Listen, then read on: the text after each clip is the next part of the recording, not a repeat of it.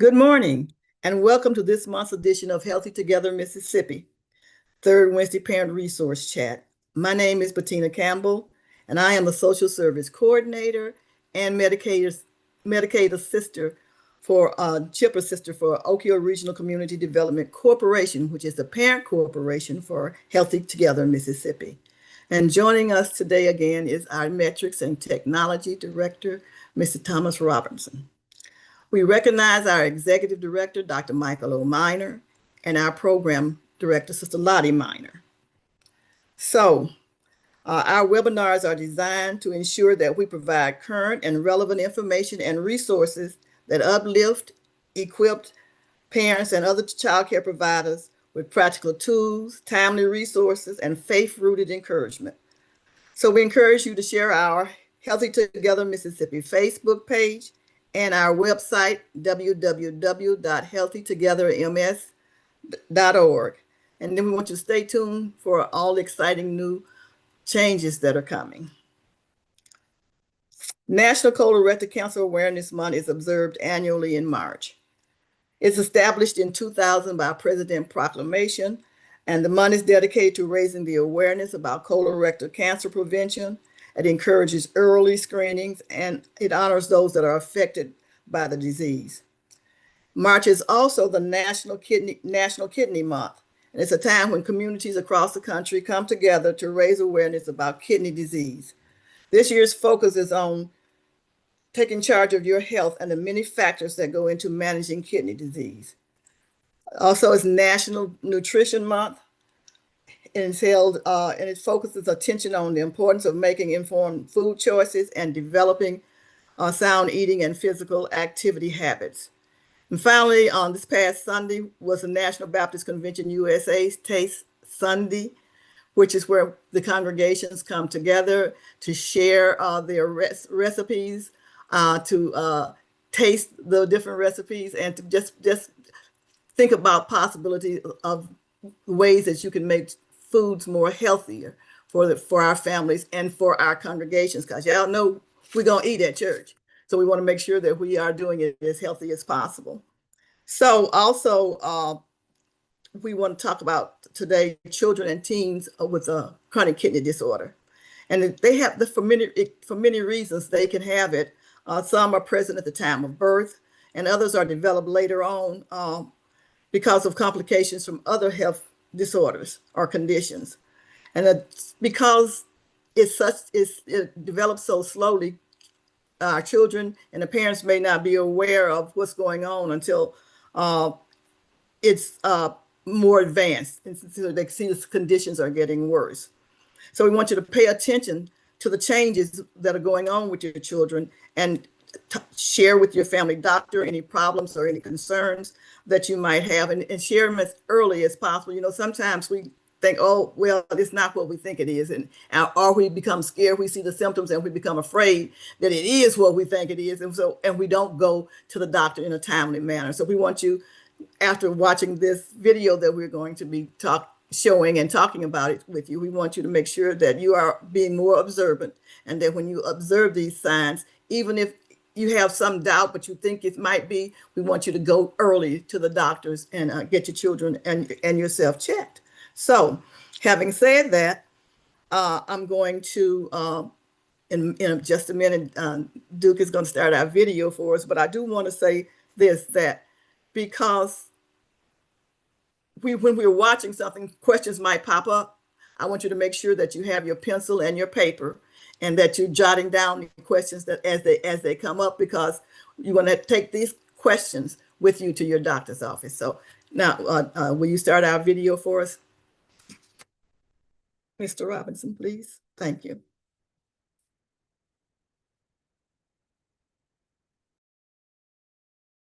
Hello everyone, I'm Dr. Akhila Vasant, Consultant Pediatric Nephrologist at Majumdar Shaw Medical Center.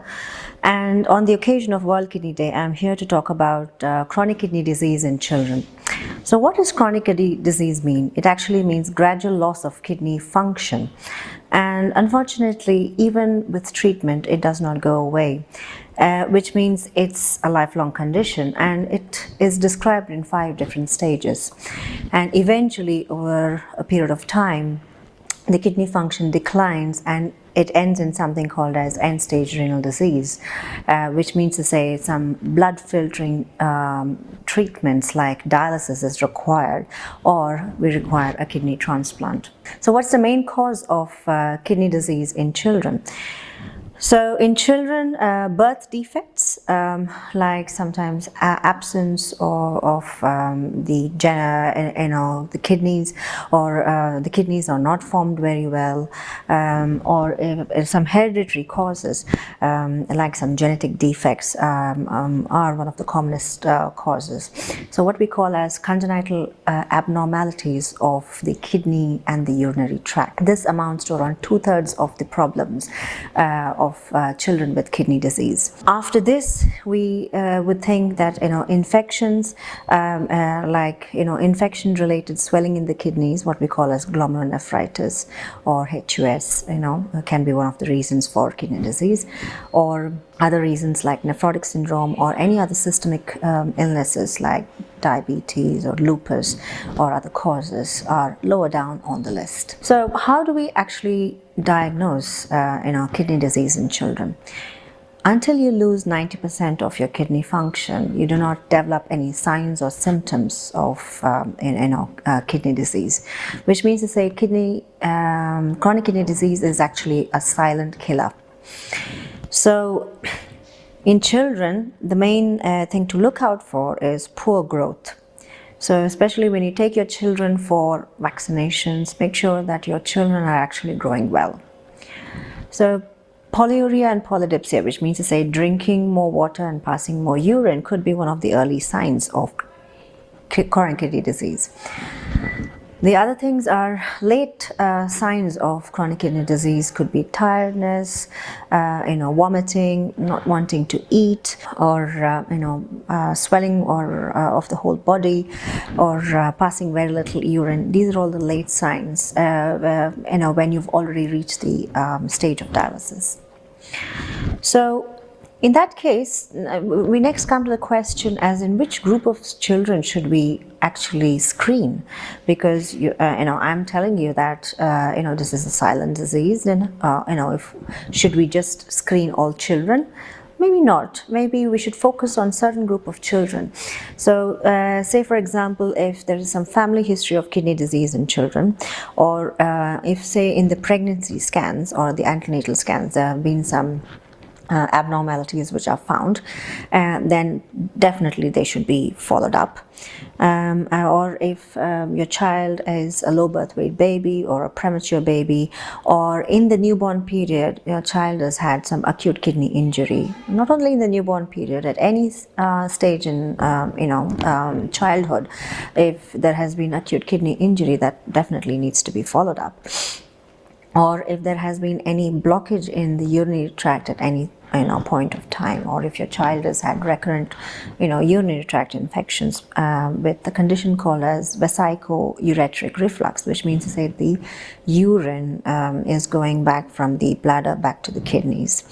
Or if your child has got some other systemic disease like say lupus or diabetes or hypertension.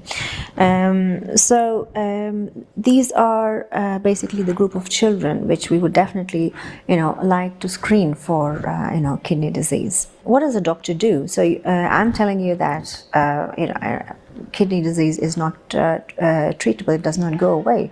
So why should we even take to the doctor? So there are certain factors which hasten the progression of chronic kidney disease. So the group of doctors, it's not only a nephrologist. There's a nephrologist, there's a urologist, there's nurses, there's a dietitian, there's a psychologist. There's a whole team. There's a multidisciplinary team who actually takes care of children with chronic kidney disease. There's a dialysis technician, dialysis nurse, and so there's a whole team. Right. So what do we all do? Say, for example, there are some factors which hasten the process of kidney disease. Say, if there is a blockage to the urinary tract, the urologist identifies it and reverses it, and hence retards the progression of chronic kidney disease. So, what does a nephrologist like me do? Say I can detect hypertension, that high blood pressure, and protein leak in the urine. These are the two main factors which hastens the progression of chronic kidney disease.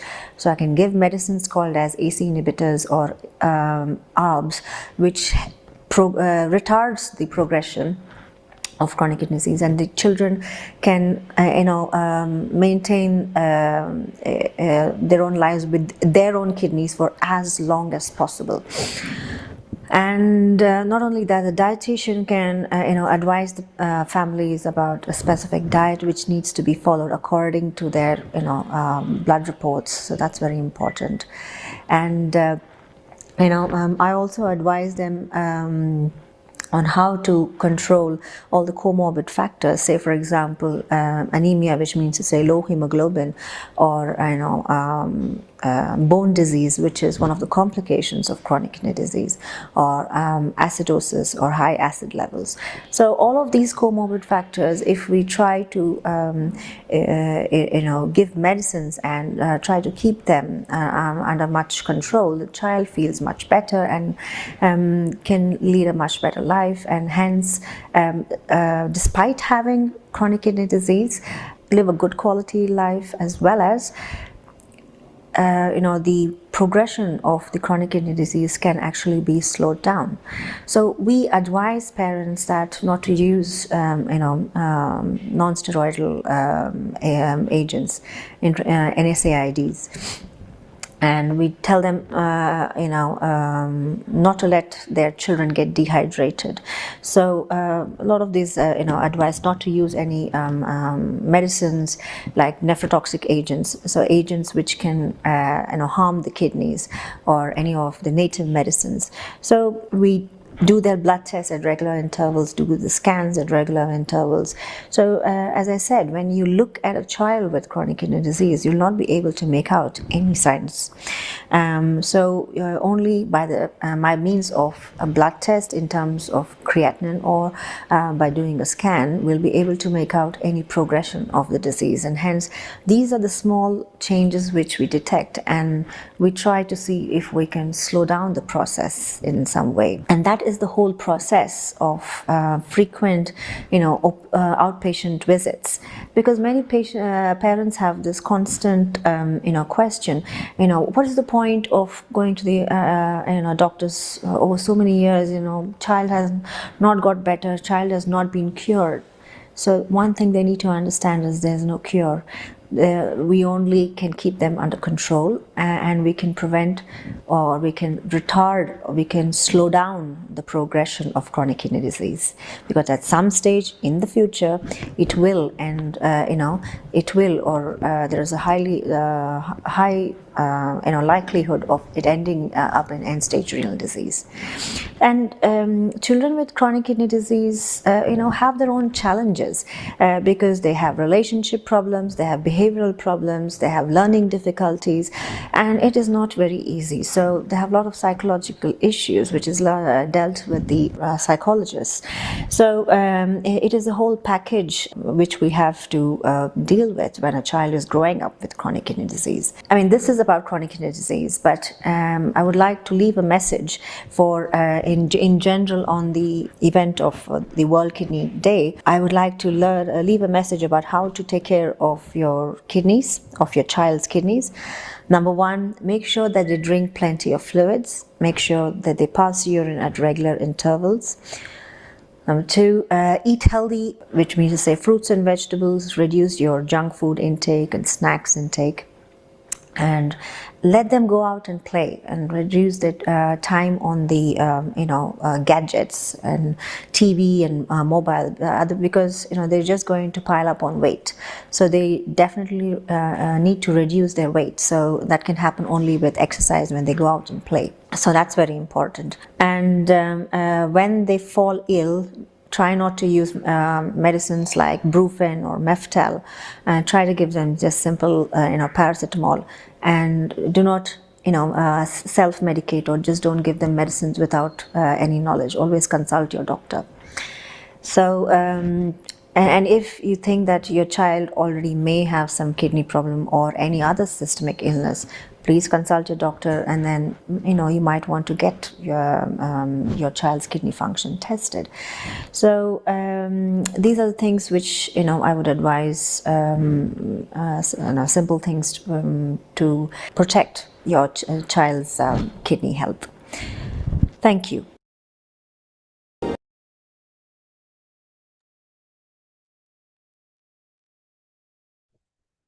So again, I want to state that I am not a physician, and this video is not meant to replace the guidance of your child's doctor. So if you have any questions today that were raised during this video, I hope that you did write them down so that you can make sure that you are sharing any possible signs or symptoms that may your child, or for that matter, you may be displaying, that a doctor can observe and test and answer those questions for you. So if that's the case, I want you to make sure that you make an appointment today so that you can get to the doctor as soon as possible. Because remember, early intervention, we want early intervention. And because this is or can be silent, and you don't know that you have it until you are 90% of your functioning is gone, that could greatly impair your life and your child's life. So again, I'm not a doctor. Go to the doctor. But there is one term that she used that I'd like to make sure that you understand what she meant when she said NSAID.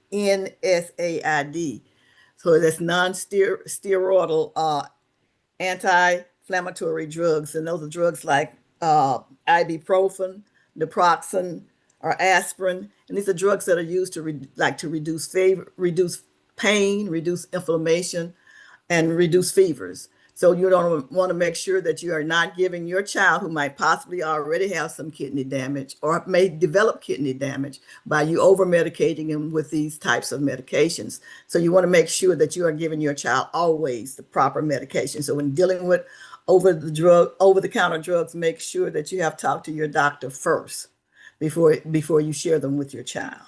So again, I'm not a physician, and this video was simply to provide information, not take the place of your doctor and your doctor's diagnosis.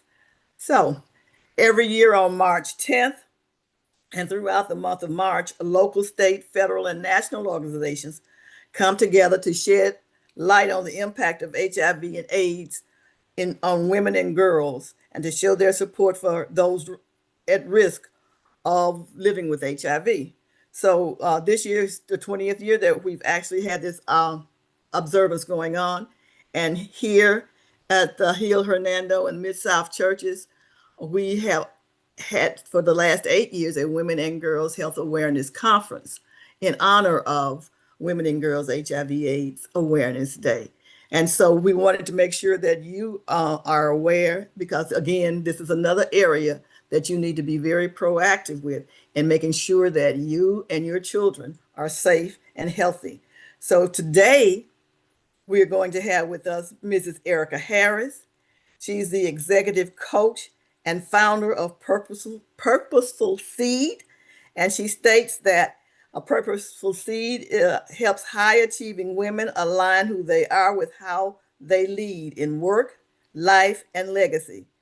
She specializes in guiding clients through burnout transitions and purpose pivots so that they can lead with clarity, confidence, and joy. Her mission is simple, she says, is to help you come home to yourself and rise brilliantly.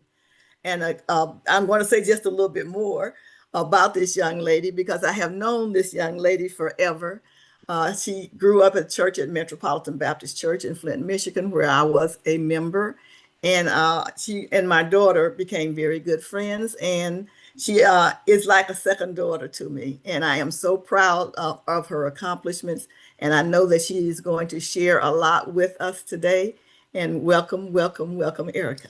Oh, thank you so much. I'm gonna really try hard to call you Miss Bettina and not Mama Tina, because I consider you for as long as I can imagine, another mother to me. So thank you so much for having me, for the warm introduction, and for those of you who are here. I don't take it for granted when people show, the interest in learning something or being present. So thank you so much for your presence. And today I'm going to share my screen in just a second. I wonder if I could get a sense. Can we use the chat? I'm curious because I don't want to begin using it if that's not okay. But I'm wondering if possible, if we can use the chat. If somebody could let me know that, because that'll have a Yeah, impact on how. yes. Yes, we can. Okay, awesome. Thank you. All right. So we are talking today. I just appreciate the opportunity on something that, frankly, we all need to work on, I think. And that is focusing on me first. Now, I'm a person of faith, like I'm sure many of you are. What I'm going to say is when I say me first, I do not mean in front of God. I just want to clarify that. But oftentimes, those of us who are servants, who are leaders, who are doing so much for so many other people, we can find ourselves kind of ignoring ourselves, right? And I'm here to make the claim that prioritizing oneself means that everybody wins, including you. So that is really going to be our theme today. And so by using the chat, as we get ready to move forward, I'm wondering if people could give me an answer to this question. I'm curious to know where you get your energy, right? And there are no wrong answers here. Just be honest with yourself. Where do you get your energy? Some of us, I know if you are a person of faith, I know I get mine in prayer and meditation. That always gives me life, and peace. I'm wondering in the chat if someone could tell me where you get your energy. Okay, as Bettina said, helping others, sleep and food. Yes, rest is so, so important. And food, we just learned something about healthy foods, right? For kind of feeding our bodies, but I absolutely get energy from food, like actually physiologically. Some of us may get our energy from exercising, maybe from being around people. That probably very much depends on you and your personality. But I just think it's important that we start with that question, because wherever you get your energy, that's what you should be thinking about when you think about self-care. Some of us think about self-care as like, spa dates. And I see this point about solitude. I love that. Sometimes we get energy out of being out by ourselves, right? I see being outside, working in your grass, on your grass or your lawn, prayer and being around others. Like there's so many ways, but I want you to really think about, where do I get fulfilled? Because when I think about self-care, I think of more than just manicures, pedicures, or going out with my friends. Like it's about wherever I get my energy to pour in something that allows me space to pour out. That's really what we're talking about when I say self-care. So today's intention is really to create a safe space for people to consider the idea that putting yourself first is an unselfish act. Oftentimes, sometimes we can feel guilty when we say, I'm going to do something for me, or in the wisdom that I imagine is in this room, that may not be as much of an issue, but maybe we have had seasons. I know I have 3 children. I often feel like everything they need is first, and what my husband needs, and then at the end of the day, I'm like, maybe I'll do something for myself. Maybe. I'm working on this too, you all. So I want us to think about this idea that putting yourself first is not selfish at all. That in fact is a calling that we need to do. And let's just talk for a minute about why. Okay. All right. So I came up with this. I'm sorry, I skipped through that. This affirmation. And I wrote it, I believe I was writing it specifically because God was really working on me, kind of working on me, right? And so in doing so, I came up with this affirmation called the Me First affirmation. It's something that for a while I was saying to myself almost every day when I got up. I needed to remind myself that it was okay to put myself first. So I'm just going to read it. And here's what I want you to do in the chat. If you see something or hear something that resonates with you, I want you to put that word or that phrase or whatever in the chat. I want to know what piece of this resonates with you. I also want to know if something you go is like, I'm not sure. I want to know what makes you uncomfortable too, because I'm guessing that that's the work that needs to be worked on. But I'm just going to read and you all are going to listen and think about what resonates with you most.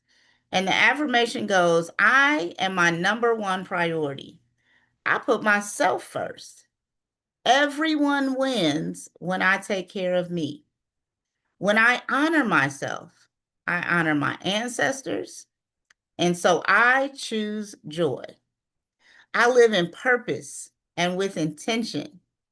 Purpose is a choice and sometimes requires sacrifice. But I do not have to be the sacrifice. Instead, I choose me unapologetically. I make plans to practice self-care. I surround myself with people who will encourage me to take care of myself. I love myself. I choose me because I am worthy.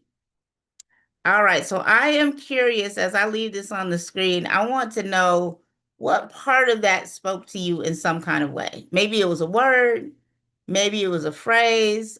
You say not being the sacrifice. I always get that. People are struck by this idea that it can be sacrificial, but I don't have to be the sacrifice.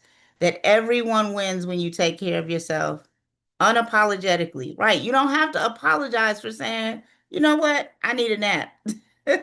Or you know what, I need to read a book. I'm good. You all go out and go have a good time. Whatever it is, you don't have to apologize. Everyone wins when you take care of you. It's so important. And sometimes that gets lost in the day-to-day doing. What I'm focusing on here, and I think where God gave this to me, is I want you to focus on who you are, not just what you do. Your being. We are human beings, not human doers. So let's work on who we are. And that has everything to do with taking care of ourselves. So why should we care about ourselves first? Well, a couple of reasons. I've got four reasons here. The first is because you matter, right? That last line I put, I think is so important for anybody who have ever struggled with their worthiness. You matter. I like to tell the young people that I work with when I do this kind of work that they matter because they, in the whole creation of humanity, there is one you, one DNA strand that is you, one story that is you, whatever your name is. And so you matter because if we take that part out, the whole DNA of humanity changes. So God created us because we matter. And I think it's just so important that we remind ourselves that we're worthy. The second thing reason why it's important for us to keep ourselves first is because we have to be full. Now you notice on the screen, there's an empty cup. And what is the phrase that we typically hear all the time when we think about self-care? People say, you can't pour from an empty cup. Well, it's true. You can't. It's an impossibility. Just like this cup, if I said, give me some of your coffee, there's nothing to give. So it's so important that you stay full. I heard Jan Van Zant say, and I never forgot it, it is important for you to pour from your overflow. When you are pouring out, when you are giving, when you are sacrificing for others or serving or doing whatever it is that you might do, working, whatever, pour from your overflow. That means you have to stay full. And the question about self-care is, what do I need to do to keep myself full so that I can pour from an overflowing place?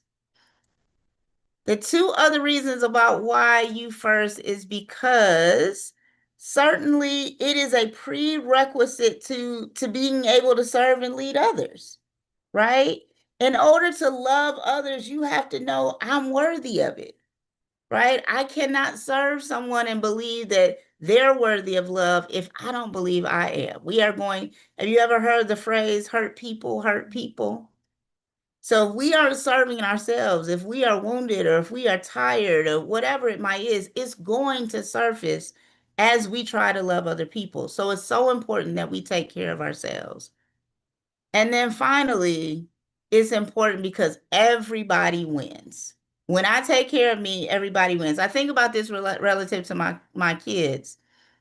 When mama has a nap and wakes up and I have some energy, you all are going to get the best of me. You're going to get the best food. When you ask for something, I'm going to think through, like, how can we make it happen, as opposed to, girl, I'm tired, I can't do this, right? Everybody wins when I'm at my best. So it's not actually selfish. I might say it's a mandate that you keep yourself well so that you can serve others if that's what you choose to do, or so that you can just continue to serve yourself because you are worthy of that as well. All right. So it's just really important that we remember that we are worthy of it, that we matter, that we have to stay full, that we have to love ourselves so that we can love others, and remember that it's a win-win for everybody when we do. All right. So here's the question. I'm going to ask this. I'm going to read this in a second, but tell me, why is it so hard sometimes to take care of yourself? I'm going to let you all think about this one for a second. Why is it so hard? Because sometimes I think we know things intellectually, but we don't necessarily do them. Why is it so hard to take care of yourself first?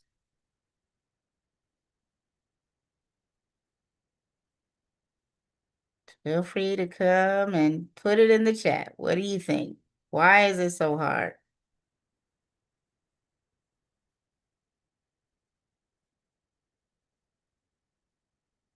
Let's see. We're thinking deeply. As you all think, I often think that the reason is because we often have become so conditioned to put others first, right? Patricia says caring for others first. Yeah, we're told that it's wrong sometimes, right?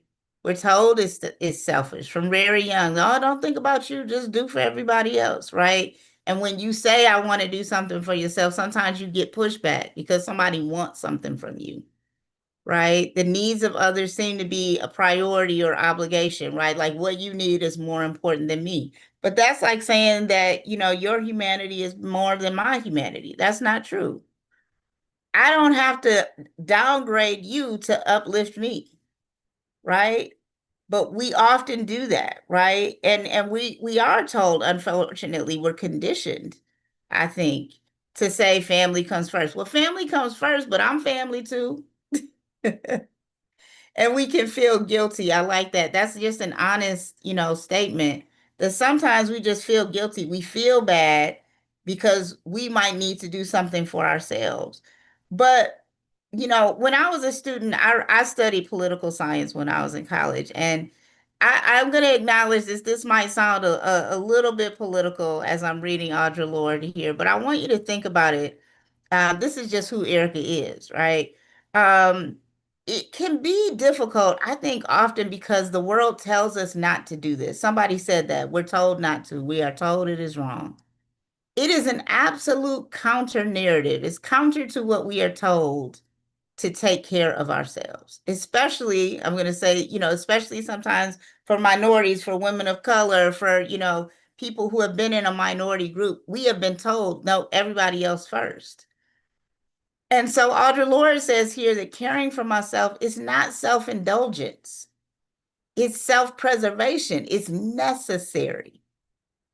And that it is really a form, in some ways, of political warfare. Think of the woman during women's suffrage who decided, you know what? No, I'm not going to go get your dinner. I'm going to go do something for me. At some point in time, that was a no-no. That's not what women did. And now we've grown to a place where now we can, or we can say, you know what, honey, I'm kind of tired. Can you handle dinner? Right? Whatever it is that we need to do as women, as men, as people of color, is so important that we realize that it is necessary to preserve ourselves. It is absolutely necessary, because if we don't do it, who will? Now, as a person of faith, I'm going to say this, because people have said, like, I've been told not to. Even sometimes in the church, I've been told not to. So I'm going to read this and you tell me what you think. Jesus, even Jesus, did not do it all. Jesus didn't meet every need. He left people waiting in line to be healed. He left one town to go preach to the other. He hid away to pray. He got tired. He never interacted with the vast majority of people on the planet. In fact, he spent 30 years, just 30 years in training and then 3 years in ministry. He did not try to do it all. And yet, this is my favorite part, he did everything God asked him to do. That was from a book by Kevin DeYoung called Crazy Busy, and this idea of not trying to pick up everything. I want to know, I see a wow. I thank you for that. I see the wow, but I want you to think about what that means. While we're always trying to do everything, Jesus himself said, go sit down somewhere. And he modeled that for us. I'm pausing because I want you to think about what that means for your own life. If Jesus modeled for us, you don't have to do it all. Then why are we? He had 12 disciples to do some of this work, right? It wasn't just him. He taught people what he was trying to share with the world so that they could go over and be, right? Can bring people into the kingdom. He knew he wasn't going to be around forever to do it. So he got other people. He was a master delegator. He did the things that only he could do. And then he taught other people to do the things that he knew he wasn't supposed to do. He didn't do it all. And if there are any people out here who are parents, grandparents, particularly maybe moms, and maybe this is my own mom guilt, this is me. I do it all. And my husband is constantly telling me they can do the dishes. Just show them how to do it. They can fold the clothes, right? And trying to get me to remember that I don't have to do it all. I think that's a tremendous gift and one that I really I'm trying to hold on to. All right.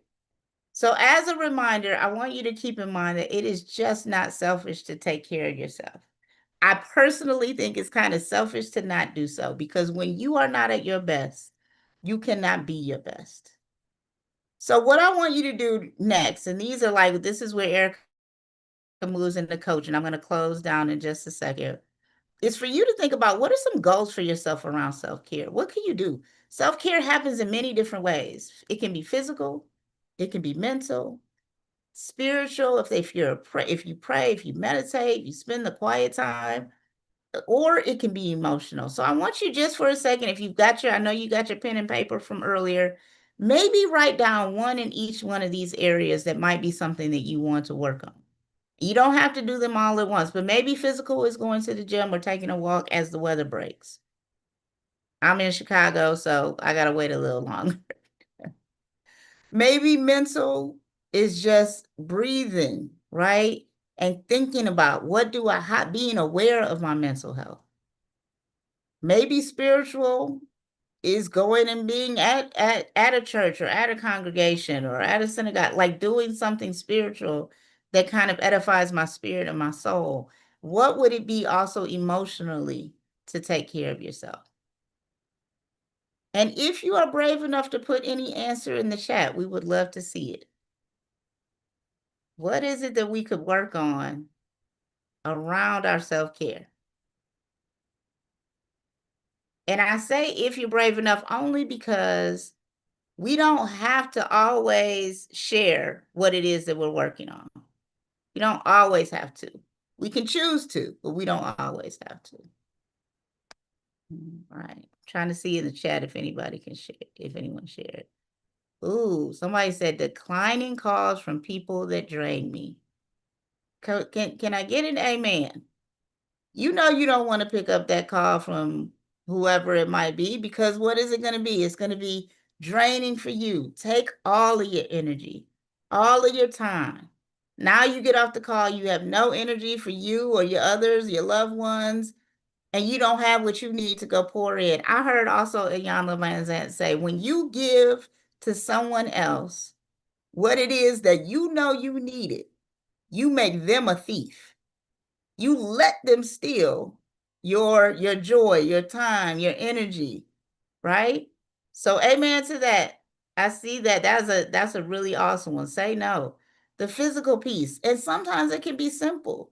I've learned to start to get up, as I get older and hit 50, I got to stretch in the morning. But that's something I do for me before I do anything else. I stretch and I read a Bible verse in the morning. That's one of my self-care pieces. Somebody else said, not taking on people at church complaints. Yes, I don't have to take your energy. I can hear it. I don't have to receive it, right? I don't have to make that. Somebody told me like feelings are facts. They can be facts, but they can be data points. They don't have to dictate how I engage. So I don't have to take on your energy because you get it. That's all protecting self. Those are all really good. Thank you for sharing that for those of you who put things in the chat. I also want to encourage you to do daily gratitude in the morning if you don't already. It is so easy to get caught up in all of the things in the world that are bad. Can anybody say amen? There's a lot of things in the world right now that aren't good. They make you feel uncomfortable. They make you feel like, I don't know what's about to happen. Even for the believer, we can kind of get caught up in some of the chaos. I want to remind you that gratitude and praise is a great response to your anxiety. So give gratitude in the morning. Think about what you're thankful for. Thinking about how you're going to, my husband likes to say to my kids when they walk out the door, make it a great day. It may not be great unless you're intentional. So make it a great day. What are you looking forward to? Because it's so easy to go down the rabbit hole of what's not working well. So what do you look forward to? If you do that every day, you start to focus on the positive things will come from it. And realize that you can do those daily affirmations. Remind yourself, I am loved, I am capable, I am enough, I am worthy. We could keep going on with the I am statements, but we are all of those things. So sometimes we have to remind ourselves. All right. And this is just a checklist, because what I wanted people to know is that self-care can be simple, right? Sometimes it's not like this deep stuff. Sometimes it's just like, you know what? I didn't feel like putting on this, that, and the other today. So I wore something comfortable and it felt good. I paid attention to myself and responded accordingly, right? In the middle of a difficult situation, I chose to smile, and that made me feel bad. Or I replaced a bad thought with a good one. Or as somebody just said, I didn't pick up that phone and let somebody take my energy. Nope, I'm not doing it. All those things are things that we can do daily. And they're small. They're small little things that can change our day and that help us pour into ourselves so that we have what we need to be able to pour out. So with that, I'm sorry. These were, I was going to have some self-care. You already gave me some self-care ideas to cure a bad day, whatever those might be, maybe physical, mental, spiritual, emotional. Again, think about what those things are. And I actually have a special gift to give to anyone who is interested. But first, I want to ask you, before we get off here, what are you going to commit to? How are you going to put yourself first? Just one thing in the chat, or even just think it. I'm going to do X to put myself first. I'm going to do X to put myself first. And I'm thinking, just be real intentional about that is so that you can actually accomplish it. Don't make it so big that it's like, oh, I'm never going to go to the gym 5 times a week. Say 1 time a week if you haven't been started, right? Whatever it might be, think about what you're going to do to put yourself in the forefront.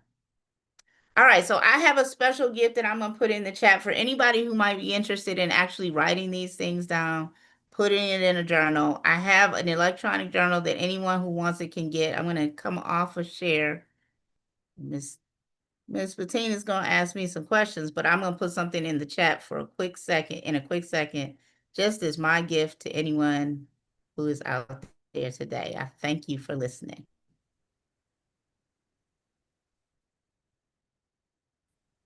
Oh, All right. I'm waiting for you to put that in the chat. Yep. Okay. All right. I'm pulling it in right now. Where is it? Mm, There you go. Oh, that was not to you. That was to everybody. Did that go to everybody?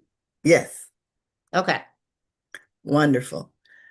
Okay, well, it's been a thought-provoking presentation. Thank you so much for being here with us today. So what I want to ask you is just a few questions before we get into the the general questions. I Mhm. will. So I wanted to know, first of all, from your perspective, Erica, why do we often treat our professional output as more precious than our physical and mental health or well-being? Yeah, it's such a good question. I think we are way more into in a capitalistic kind of society that is really functions based on productivity. It's always about what we produce, what we do, right? What we put out into the world, that's what matters. If you do more, you're seen as bigger, better, whatever. Um, and so that doesn't have us focused as much on the pouring in, right? And so I think what we have to do is see it as productive to pour into ourselves. You have to see it in a different way. It actually does produce something when I do something for myself. It produces joy. It produces, vitality and energy and positive outlook. That means something, right? It's not necessarily the tangible thing. It's not the product. It's not, but the things that you can feel, like often the professional outcomes, those are things people can touch. The things that are intangible are often harder for us to kind of focus on.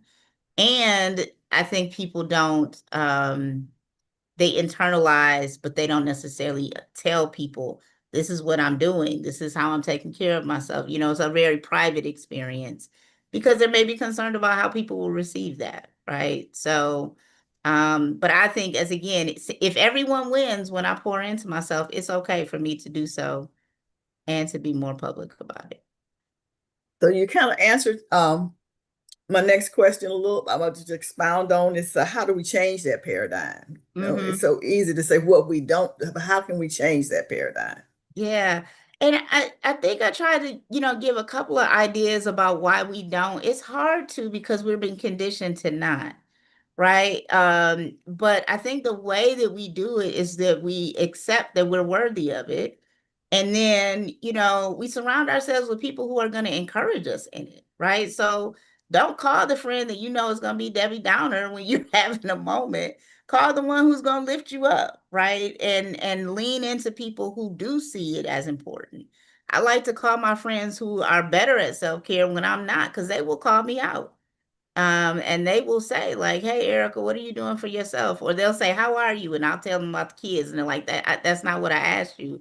I asked how you were doing." Right. So that's the friend that I know that I need to call more often and check in with and surround myself with.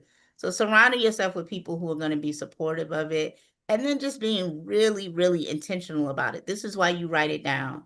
Write the vision, make it plain. Like I believe that when we write it, it means something. It means it's real in the earth. And so we have to, write it down and intentionally say, well, these are my goals and check in on them, to say, if I say I'm going to go to the gym, did I do that this week? If not, I'm not going to beat myself up or be judgmental.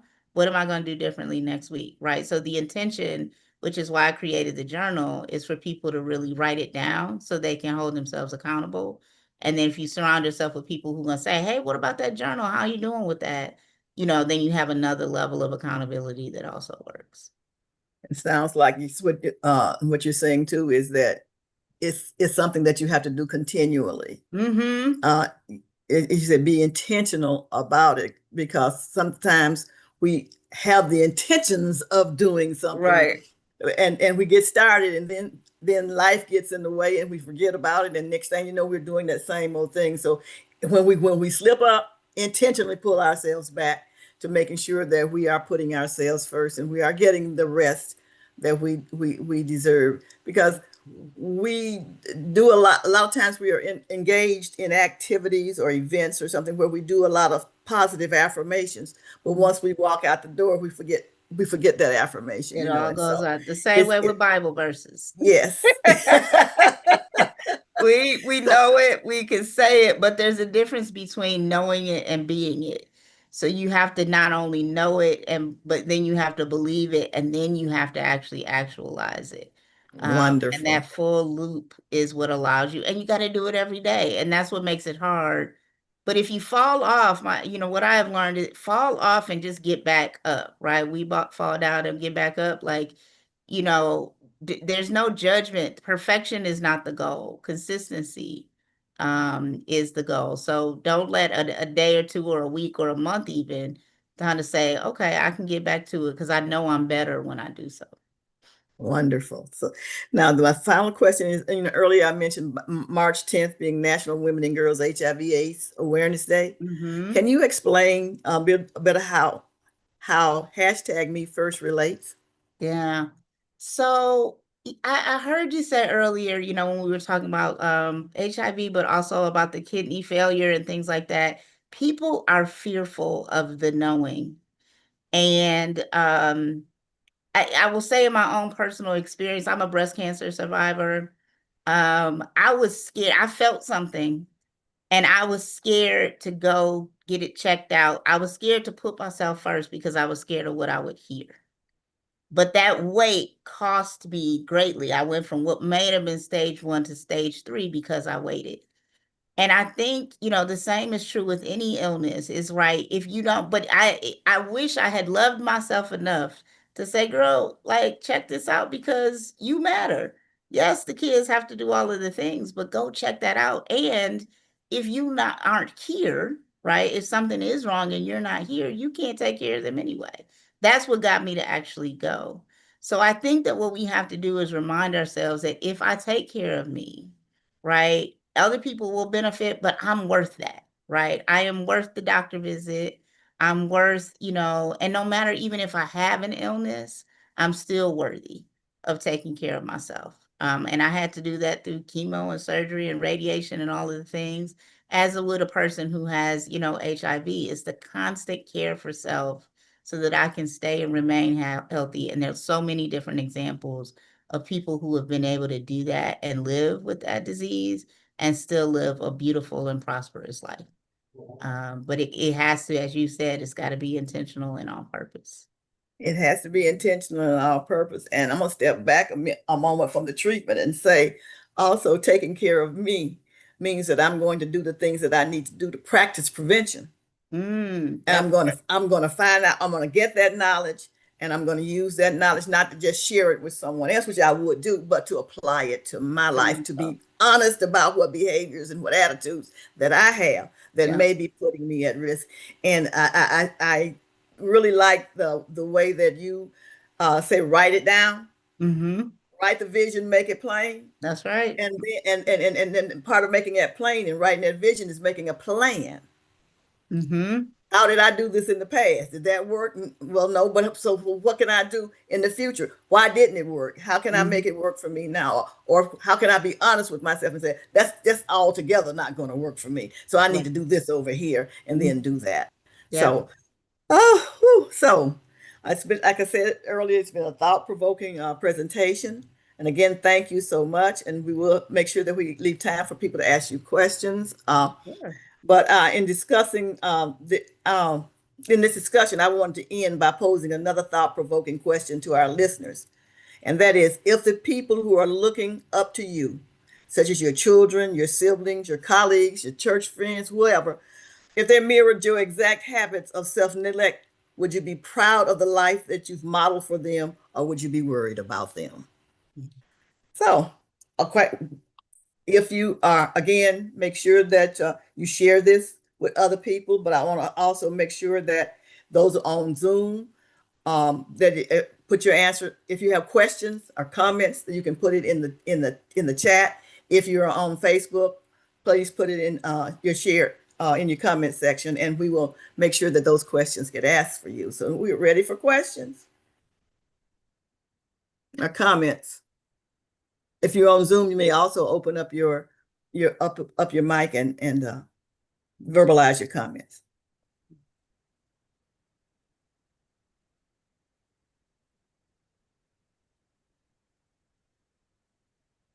Sis Bettina? Yes. Hey, I don't have a question, just have a comment. What I've heard of this call has been absolutely fabulous. I was glad I was able to jump on. Thank you, Miss Erica, for being here. Sure, thank you. And that was our program coordinator, Lottie Minor. All right, So thank that you, Ms. high Lottie. praise I love indeed. that. Yes, thank I you. appreciate it. There's a question. Question says, in a village full of takers, I'm afraid that saying no will cost me my village.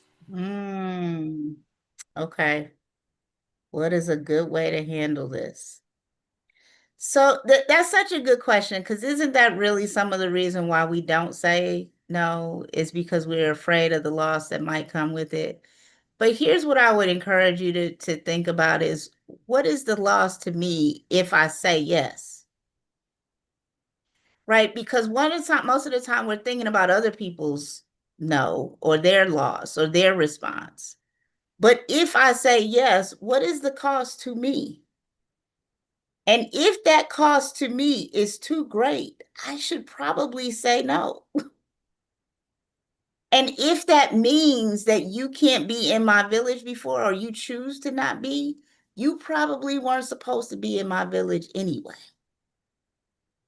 Right? Because at least I'll speak for myself, for the person who wrote that. Like, I don't want to be in a village with somebody where it's not to some degree reciprocal. Right? Where you don't want what's good for me and I don't want what's good for you. And that's hard, right? Because sometimes it means we have to create some boundaries, right? And it doesn't mean that I can't love you, but if our love is only dependent on me only serving you, but I can't take care of myself, that one-sided relationship is problematic.